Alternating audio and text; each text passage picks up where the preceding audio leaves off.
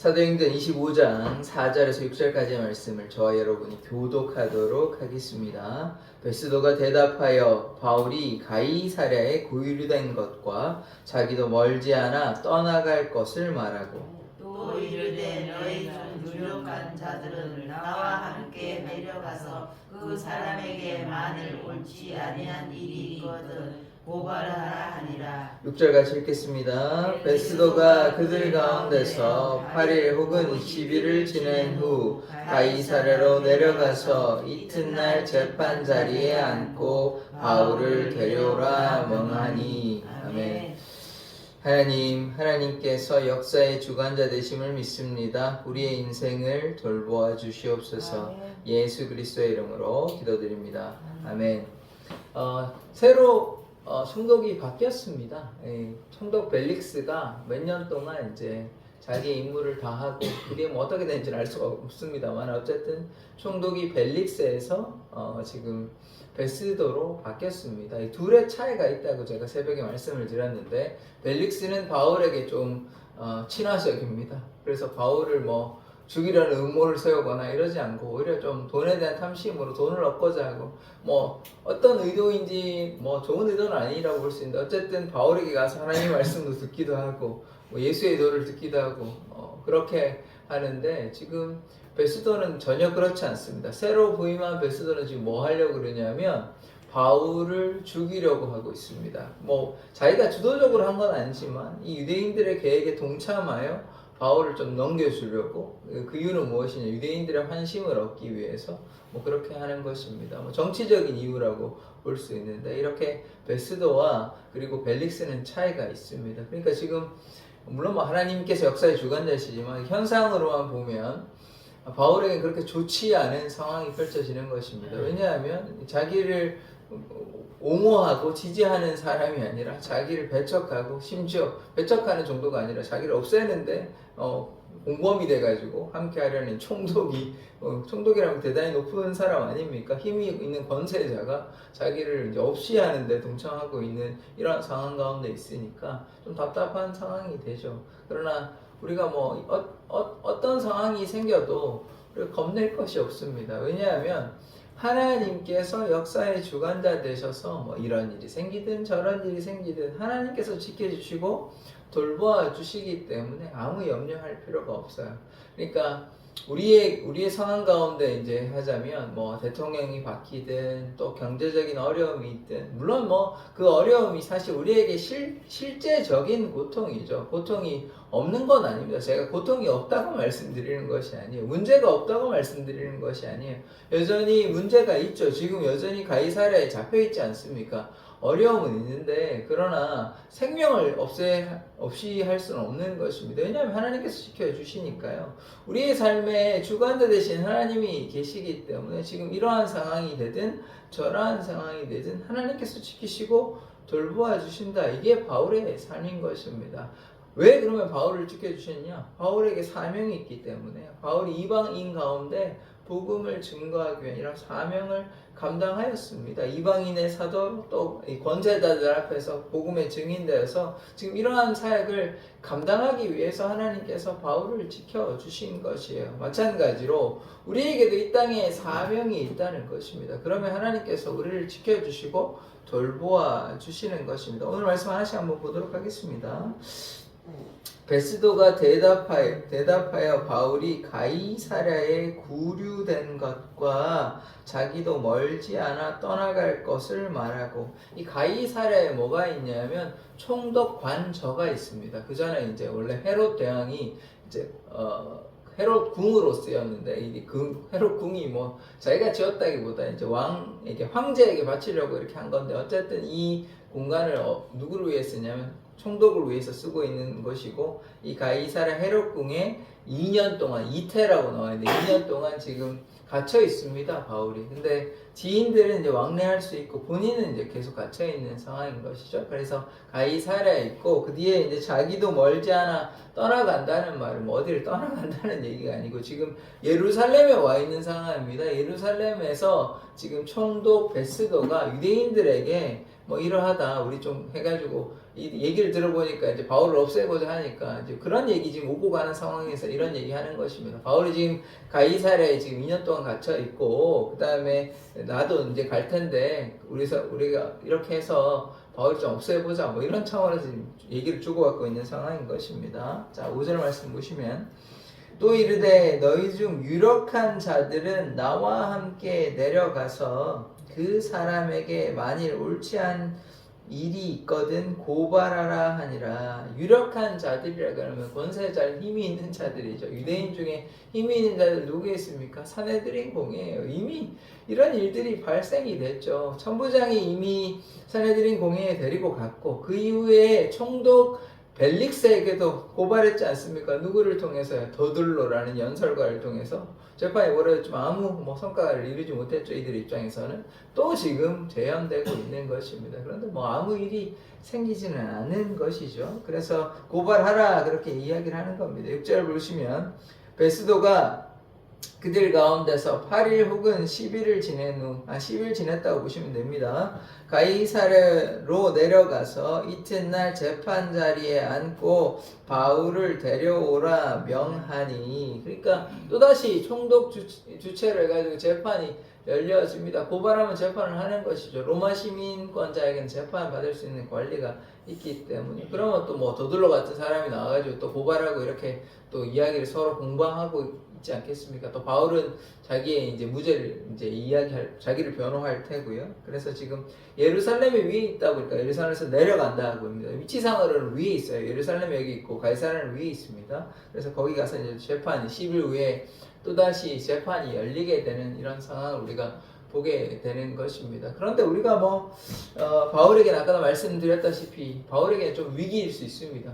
그러나 바울이 이런 거에서 전혀 개의치 않습니다. 결박과 환란이 기다리고 있다 그래도 갔습니다. 내가 죽더라도 간다라고 죽음을 각오하고 하는 것이기 때문에 바울의 삶을 보면요, 바울은 어떤 죽음의 위기나 어떠한 위기, 죽음의 위기 가장 큰 위기 아닙니까? 그리고 가장 큰 공포인데 그런 거에 대해서도 개의치 않아요. 왜냐하면 주님만을 향해 살아가는 삶. 우리가 왜 이런 얘기 하잖아요. 어떤 큰 사고나 아니면 큰 병, 암 같은 불치병에서 어떤 기적적으로 이제 치유함을 얻어가지고 산다든지, 아니면 큰 사고를 당했는데 죽을 수밖에 없는 큰 사고였는데 거기서 이제 살게 되면 어떻게 됩니까? 이제 내 인생은 이게 나의 것이 아닌 거보다 이렇게 해서 좀 열심히 완전 삶에 대한 태도가 변화돼가지고 그런 사람들을 보게 되지 않습니까? 마찬가지로 바울도 지금 자기의 삶은 없어요.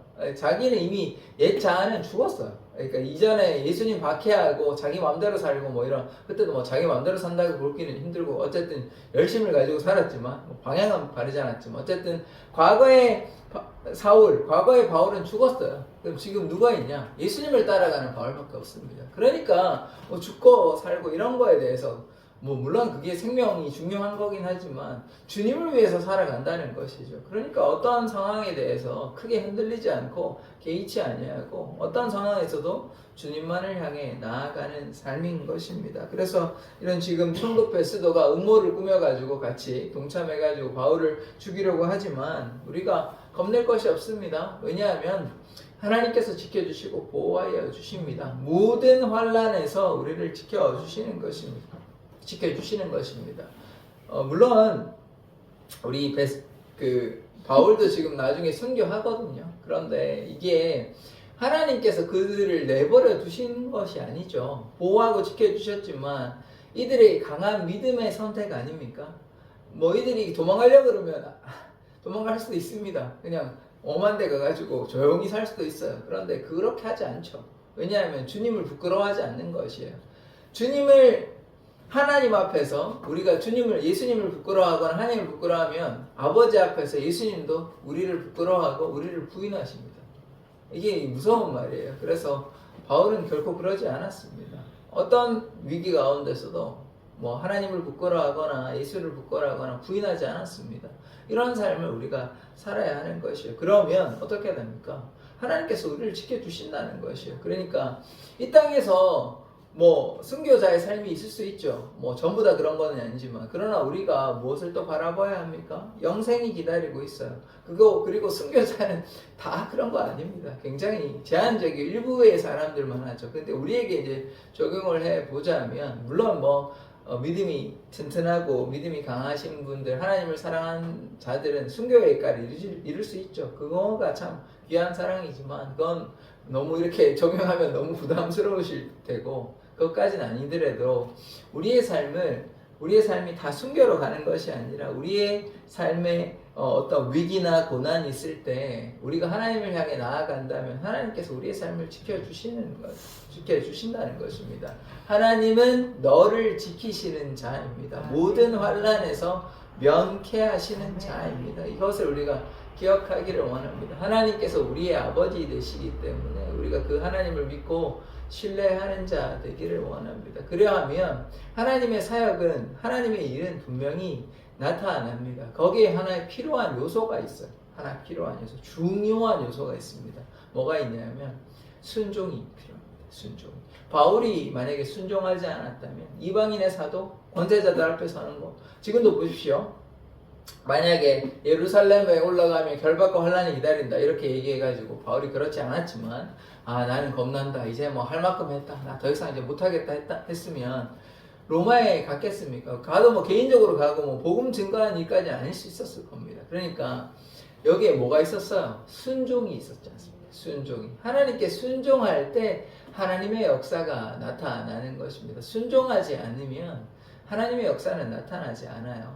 예수님께서 겟세마네 동산에서 올라가서 순종하지 않으셨다면, 십자가에 달려 돌아가시지 않았다면 우리가 뭐 구원 받겠습니까? 우리가 무슨 뭐 어떤 자격이 돼서 어떤 일을 잘해서 하나님 앞에 설 수 있겠습니까?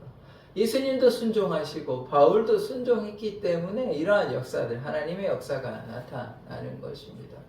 우리 이 하나님의 교회, 이 사랑의 교회도 하나님의 교회고, 뭐 이 지구상에 거하는 교회도 다 하나님의 교회고, 뭐 다 결국 하나님의 교회인데, 이 교회는요 결국 순종의 역사가 나타나야만 하는 것입니다. 순종하지 않으면 하나님의 일은 나타나지 않아요. 그래서 우리가 하나님께 이렇게 기도하고, 이렇게 뭐 권사님들뿐만 아니라 제가 더욱더 바라는 것은, 목회자로서 바라는 것은 많은 사람들이 더욱더 나와야 하는 것입니다. 나와서 기도하고 주님의 뜻을 구하고, 그렇게 할 때 거기에 이제 변화가 있고 성장이 있는 것입니다. 그렇지 않으면, 다른 말로 불순종하면 하나님의 역사는 나타나지 않는 것이죠. 그러니까 신앙생활은 꾸준히 주님께 믿음으로 나아가야 하는데, 그렇지 못하고 불순종하면 하나님의 역사가 굉장히 제한적이거나 나타나지 않게 되는 것이죠. 그래서 우리가 이 오늘 말씀을 보면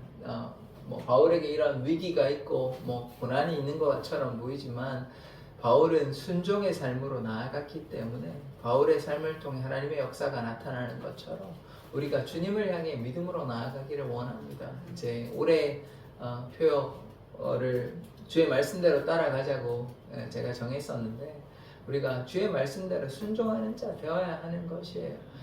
지금 작년 2025년도에 그래도 이제 여러 가지로 이렇게 회복이 되고 순종하고 했지만, 그것이 이제 한순간에 그치는 것이 아닙니다. 순종은요, 우리가 하나님 뵐 때까지, 예수 뵐 때까지 하는 거예요. 죽을 때까지 하는 것이지, 뭐 10년 했으니까 됐지, 뭐 하나님의 일은 뭐 퇴근은 없는 것입니다.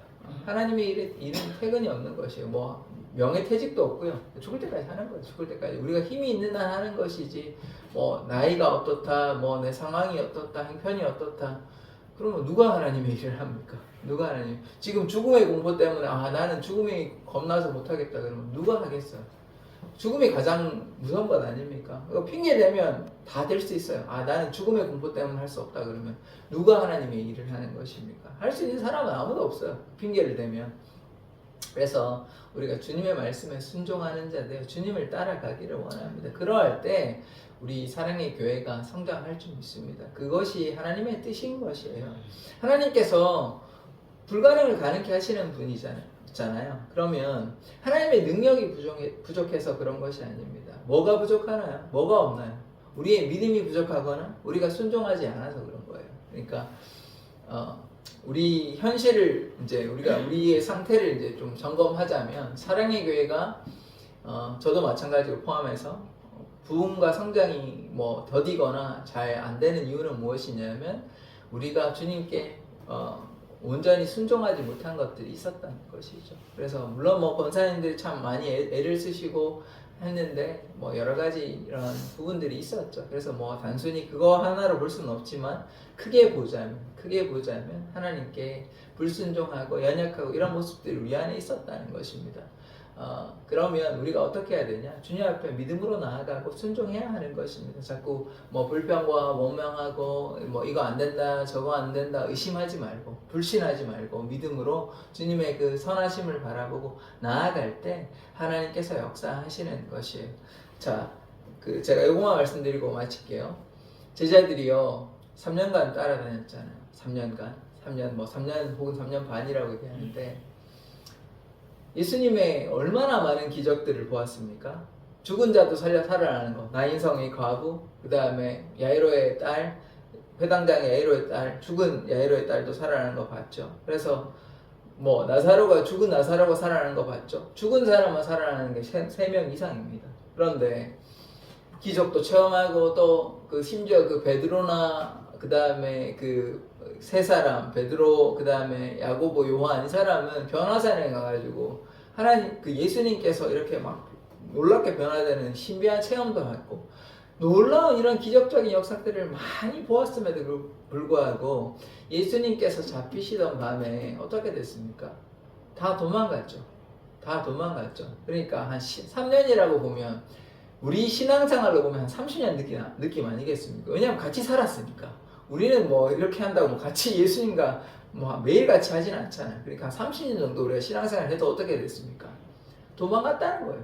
30년 신앙생활 했는데 믿음이 있는 것처럼 보였는데 하나님 역사를 다 눈앞에서 보았는데 뭐 들은 것도 아니고 자기가 다 경험했는 건데도 불구하고 믿음이 연약했다는 거예요. 도망갔다는 거예요. 그러니까 이게 우리에게 말하는 바가 무엇이겠습니까? 바울은 자기의 삶을 들여서 하나님께 순종했는데 이 예수의 제자들은 3년간이나 놀라운 역사들을 주위에서 눈앞으로 다 보았음에도 불구하고 의심하고 불신하고 도망갔다는 것이 이게 누구의 모습입니까? 이게 우리의 모습이에요. 안타깝지만 이게 우리의 모습, 저와 여러분의 모습이라는 거예요. 그러니까 그런데 어떻게 됐습니까? 나중에 예수님 만나고 부활하신 예수님 만나고 다 변화되어서 죽기 살기로 다 이제 제자들이 한 명 빼고는 다 죽었어요. 순교했어요.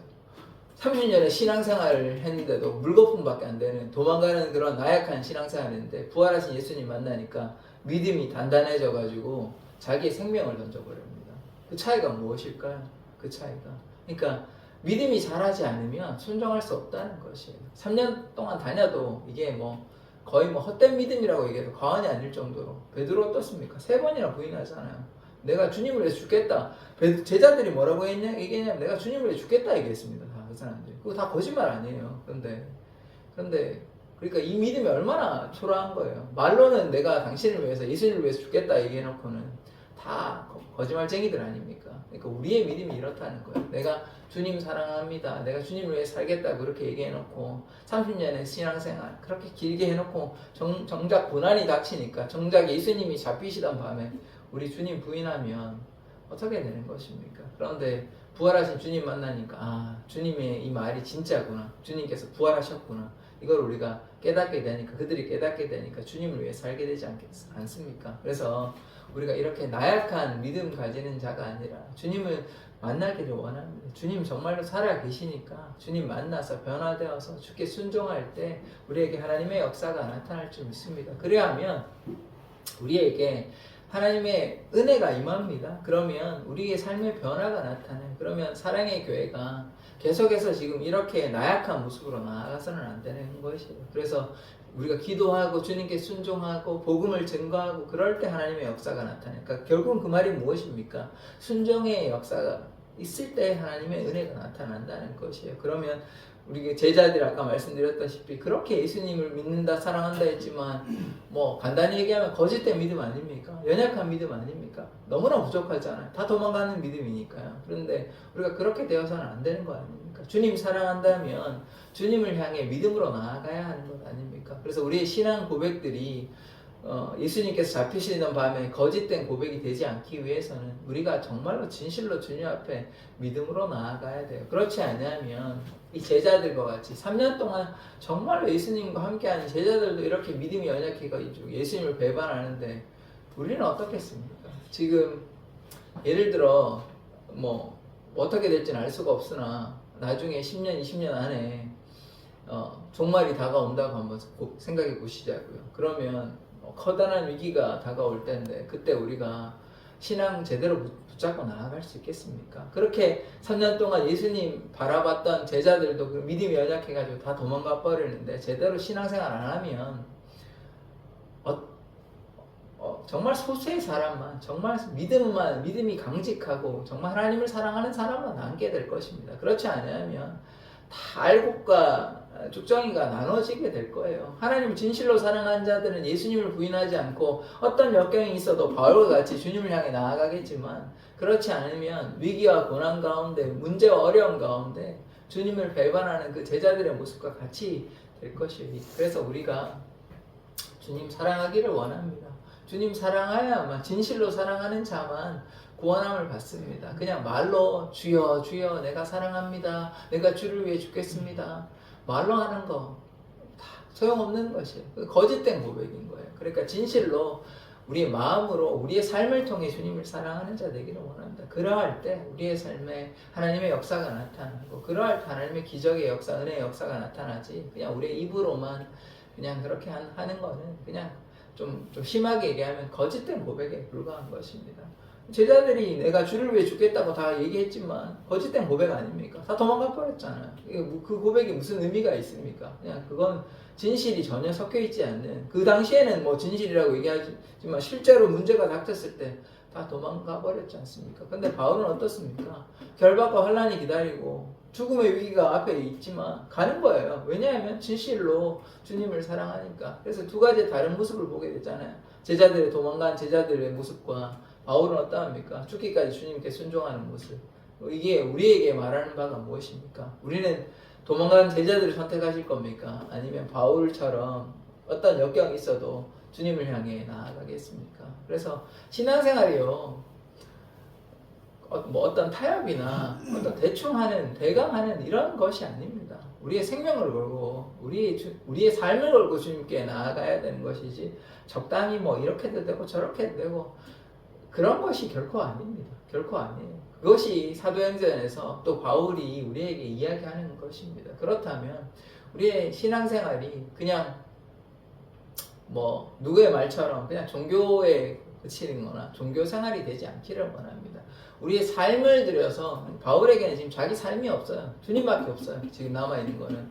이게 진실한 신앙. 저도 참 이 사도행전을 보면서 저도 반성하는 바가 많은데 하나님께 자신의 삶을 드리는 삶이 되어야 되는 것이지 그렇지 아니하면 참된 신앙생활이라고 보기는 힘이 듭니다. 이 사도행전에서 나오는 이 신앙의 무게라는 게, 신앙의 기준이라는 게 너무 높아요. 너무 높아요. 그리고 참된 신앙은 사실 그러한 것이에요.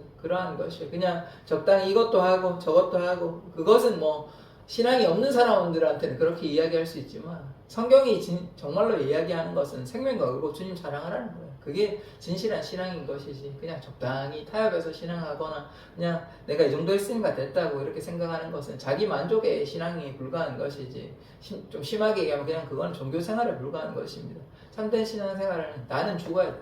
나는 없고 주님만 나타나는 신앙생활이 될 때 하나님의 역사가 나타날 수 있습니다. 기도하겠습니다.